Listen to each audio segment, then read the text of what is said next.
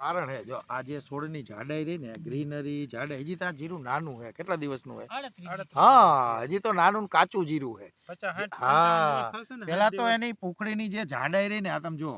આ એની જાડાઈ જો આ જાડાઈ અને એક એક આમ જો એક એક ક્યાંય થ્રીપ જેવું કઈ નામ દેખાય નકર છોડ રહે ને ઘૂંચરા વરતા હોય વરે ને કારણ કે જમીનમાં આવે ને જમીનમાં ત્યારથી જ એની તંદુરસ્તી જ એવી આવે કે દેખાતું હા આપ્યું નથી મેં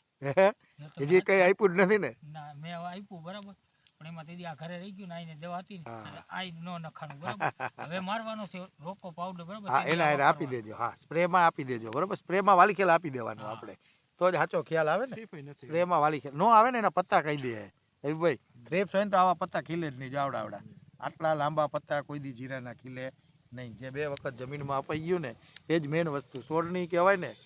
કે હા, જોરદાર એને એની પાયાથી આપતું હોય તંદુરસ્તી ને હોય તો કોઈ રોગ એને જીવાત તો આવતા જ આટે નથી નહીં કોઈ વચ્ચેથી આપે પછી એનો નહીં ગણે કે ઈ પ્રમાણે રિઝલ્ટ કારણ કે ગંભીર આપણે પાયામાંથી જ વાપર્યું. હા તમે શું કીધું હમણાં જમીન કેવી થઈ જાય મસ્તી